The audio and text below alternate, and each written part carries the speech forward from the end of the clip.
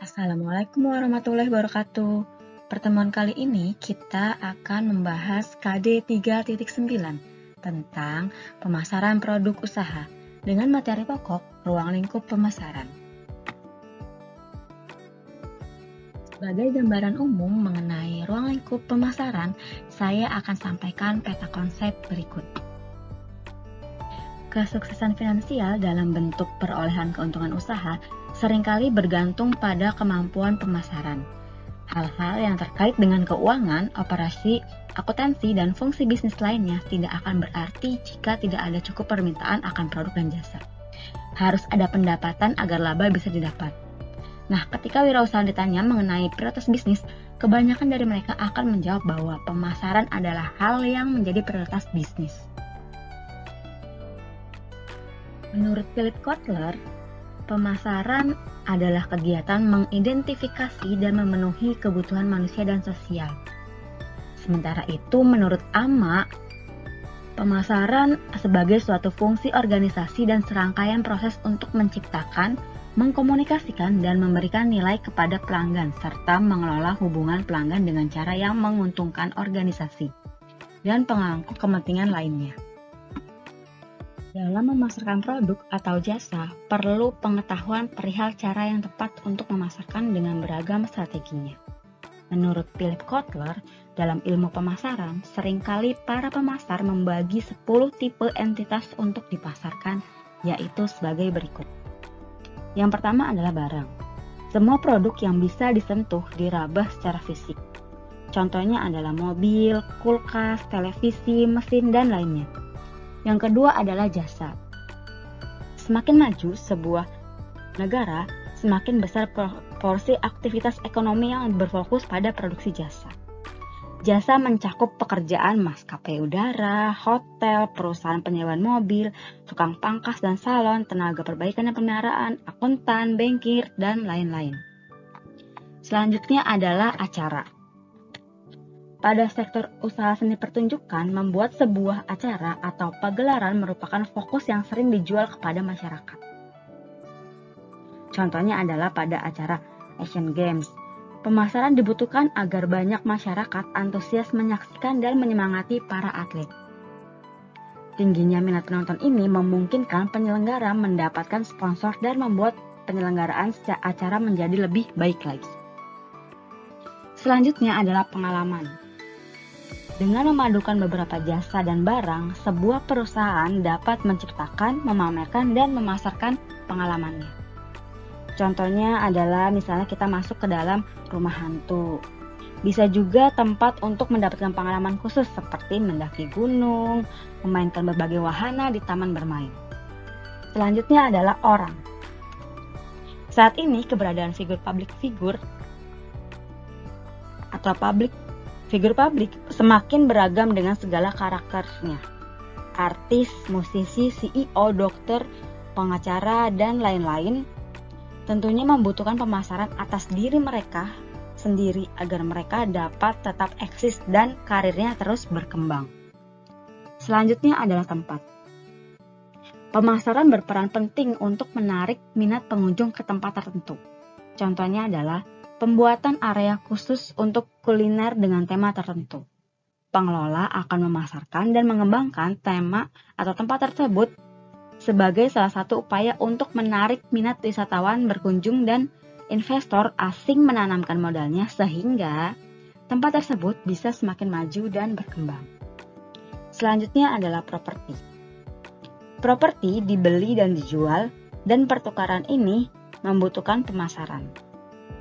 Salah satu contoh menarik adalah McDonald yang berbisnis properti dengan menjual produk-produk makanan siap saji. Selanjutnya adalah organisasi.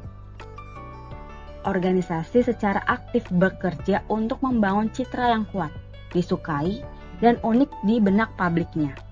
Contohnya adalah universitas, museum, organisasi pertunjukan seni, organisasi nirlaba, menggunakan pemasaran untuk meningkatkan citra publik mereka sehingga bersaing untuk mendapatkan khalayak dan dana. Selanjutnya adalah informasi. Informasi seperti berita pendidikan, pelatihan, dan semacamnya juga merupakan produk yang membutuhkan pemasaran agar mendapatkan perhatian masyarakat. Selanjutnya adalah ide. Ide itu sebenarnya mahal ya. Setiap penawaran pasar mengandung sebuah ide atau gagasan dasar. Contohnya, produk kosmetik Wardah.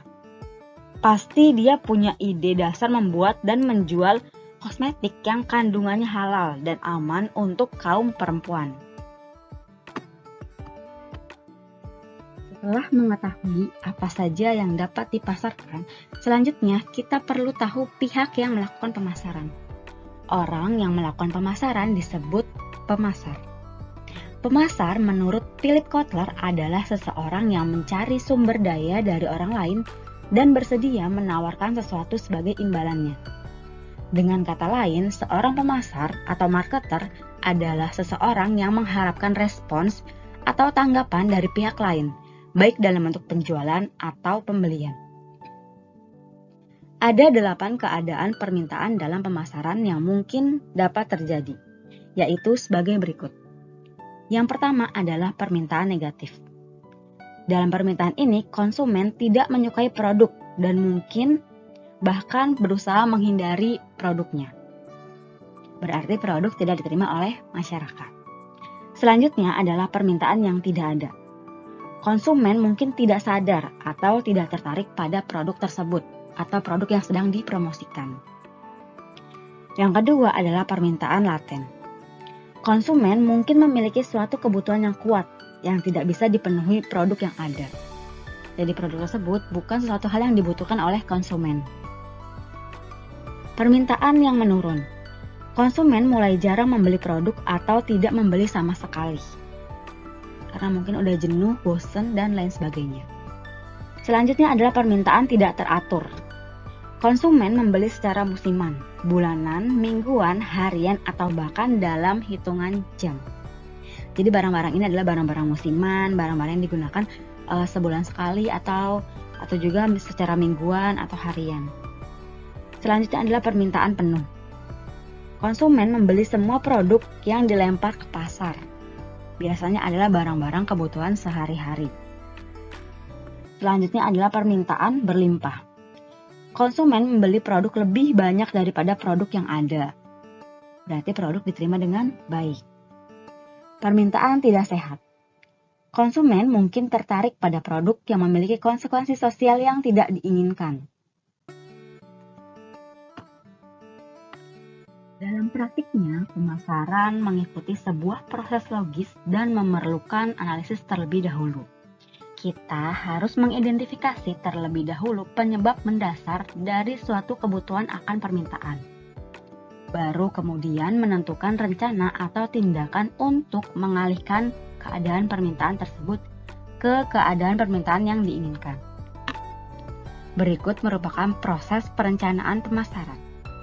Yang pertama adalah peluang pemasaran. Kita harus menemukan peluang pemasarannya terlebih dahulu. Selanjutnya adalah pemilihan pasar sasaran. Selanjutnya, kita akan merancang atau perancangan strategi pemasaran. Yang keempat adalah pengembangan program pemasaran. Selanjutnya adalah pengelolaan upaya-upaya pemasaran. Terdapat 5 fungsi utama seorang wirausahawan sebagai pemimpin pemasaran dalam sebuah organisasi.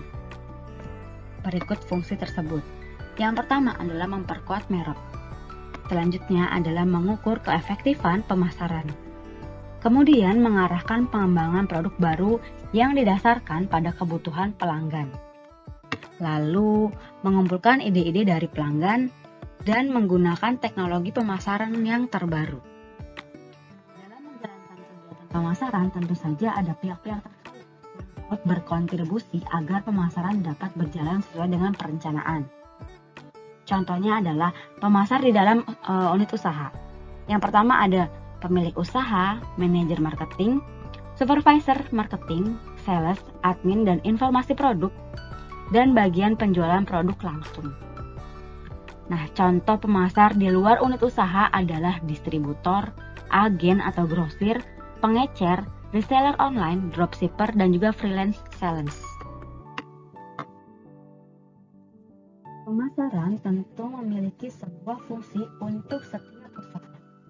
Selain menjual produk, ada fungsi-fungsi lain dari pemasaran yang perlu kita perhatikan berkaitan dengan kebutuhan dan permintaan. Kebutuhan adalah syarat hidup dasar manusia. Manusia membutuhkan udara, makanan, air, pakaian, dan tempat tinggal untuk dapat bertahan hidup. Manusia juga memiliki kebutuhan yang kuat akan rekreasi, pendidikan, dan hiburan. Kebutuhan-kebutuhan ini menjadi keinginan ketika diarahkan ke objek tertentu yang dapat memuaskan kebutuhan tersebut.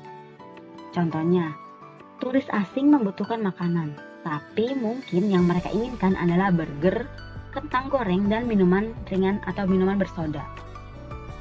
Nah, tapi seseorang yang tinggal di wilayah pedesaan membutuhkan makanan. Mungkin yang dibutuhkan orang tersebut adalah beras, umbi-umbian, dan kacang polong. Kesimpulannya adalah, kebutuhan bisa saja sama, tapi keinginan dibentuk oleh masyarakat itu sendiri.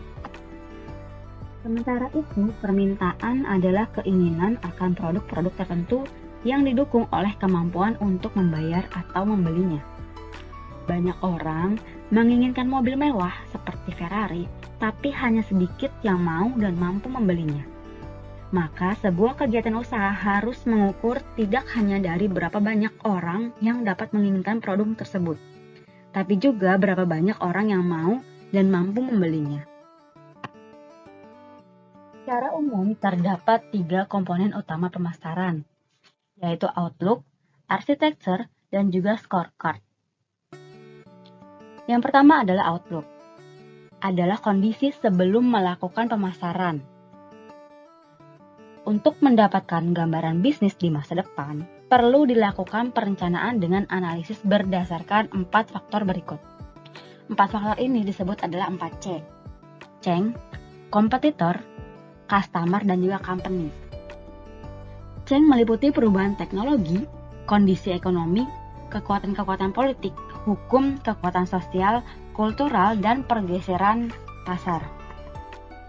Kompetitor adalah pesaing dan juga situasi persaingan. Customer meliputi situasi pelanggan. Company meliputi kondisi internal perusahaan. Analisis ini dapat memberikan informasi tentang kondisi yang ada di perusahaan dan perkembangan mutakhir perusahaan. Kemudian juga gambaran tentang profil lingkungan bisnis masa depan perusahaan yang terkait dengan siapa saja yang akan menjadi pesaing, bagaimana prioritas dan preferensi pelanggan akan bergeser, peluang bisnis apa saja yang akan muncul, dan juga bagaimana membangun kompetensi supaya dapat mengeksplorasinya. Selanjutnya adalah arsitektur. Arsitektur ini adalah merancang kegiatan usaha yang terdiri dari strategi, taktik, dan juga value. Strategi adalah cara agar dapat merebut pasar dalam peta persaingan dan dapat melakukan penjualan. Strateginya adalah segmenting, targeting, dan positioning, atau bisa kita sebut adalah STP.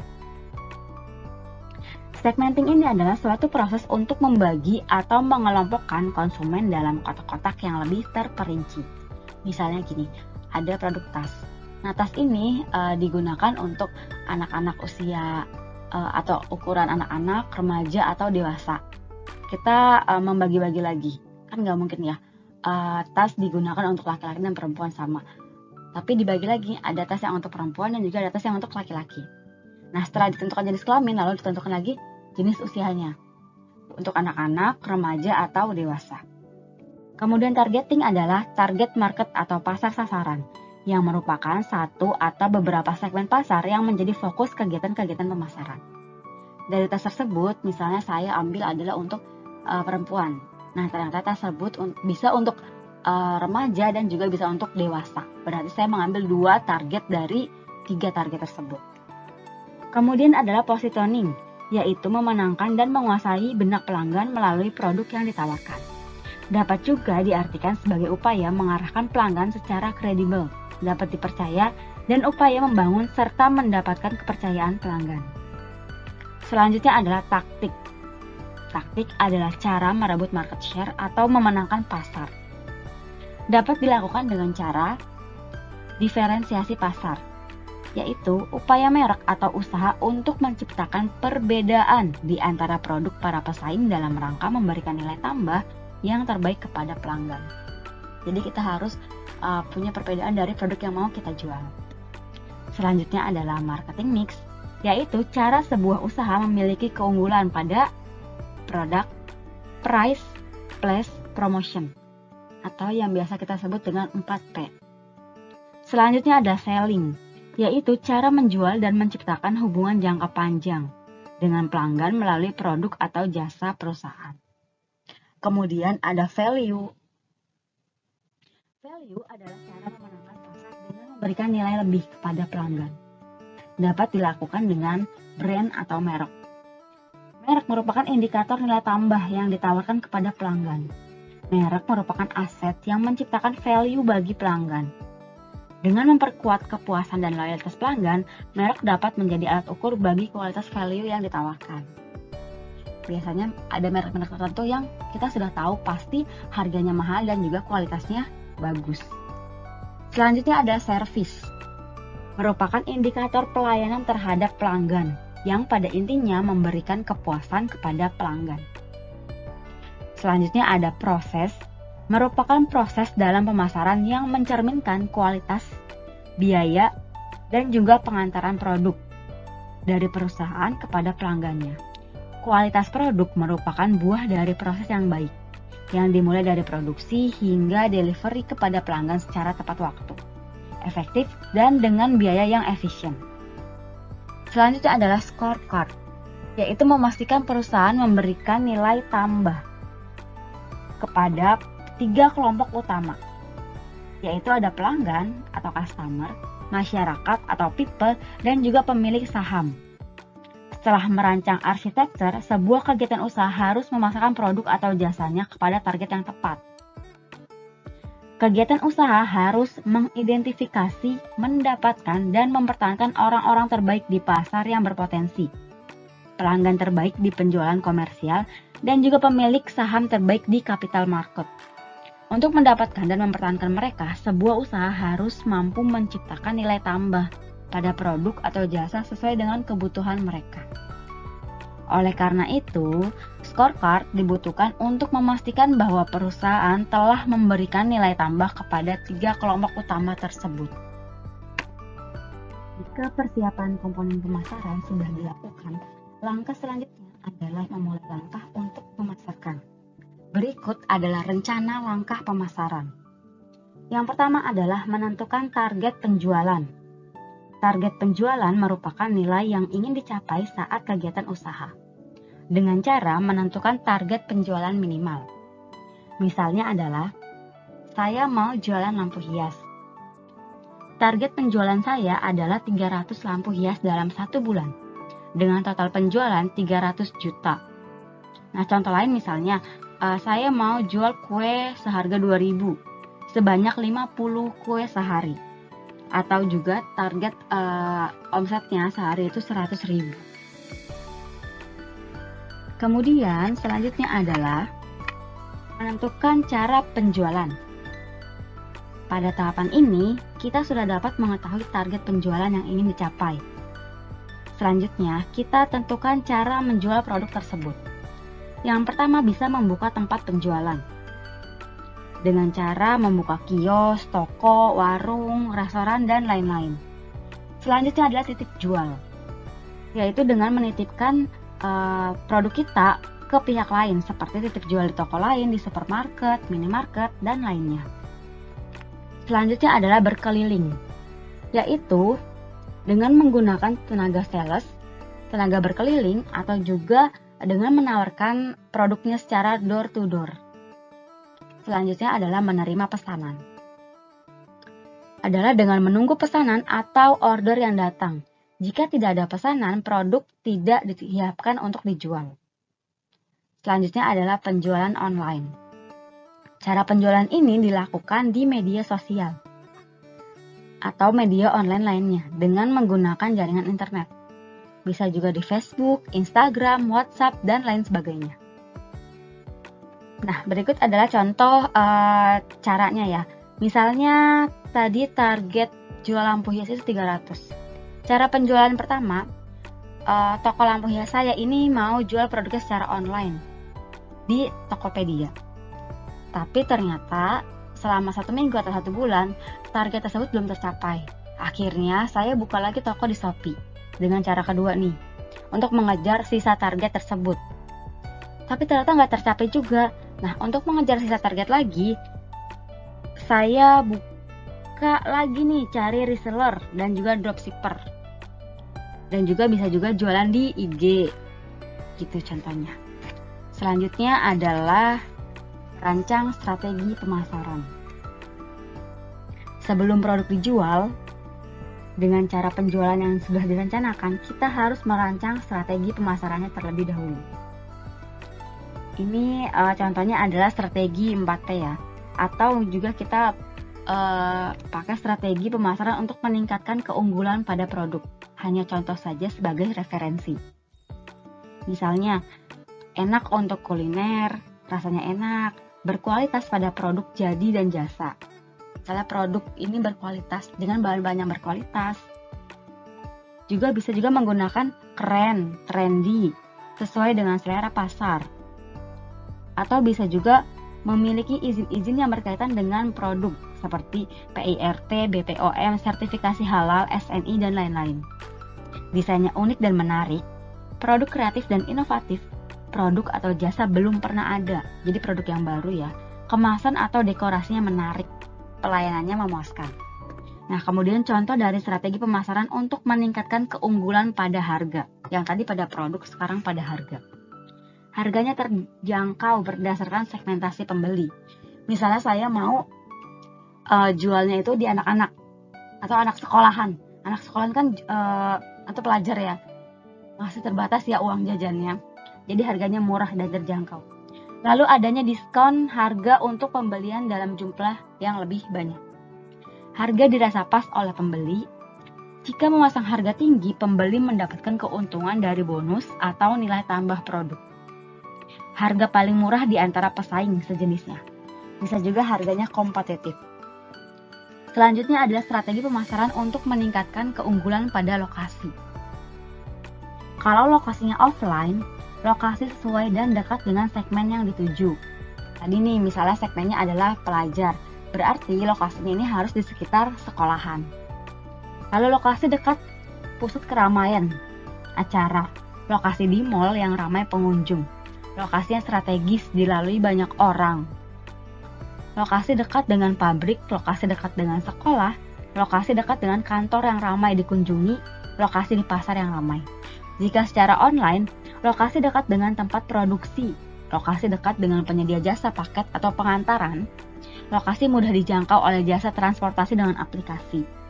Jadi untuk memudahkan dalam pembelian ya, atau juga pengiriman paket, atau juga dalam produksi barang. Jadi harus dekat dengan bahan baku. Lalu selanjutnya adalah strategi pemasaran untuk meningkatkan keunggulan pada promosi. Kalau promosinya online, menggunakan minimal 2 media online. Misalnya lewat IG sama lewat WA. Bisa juga lewat IG atau nggak di Facebook. Dan juga memanfaatkan fitur promosi yang disediakan oleh media online tersebut. Dan juga menerapkan SEO atau SEO. Kemudian offline, memberikan brosur pada segmen yang tepat, membagikan tester atau contoh, menggunakan spanduk digital dengan desain yang menarik, melakukan penawaran diskon khusus, mengirimkan surat penawaran, memberikan kartu nama, membuat strategi getok tular, WOM dan antrian, membuat strategi beli 2 gratis 1, membuat membership dengan diskon yang atau fasilitas khusus lainnya.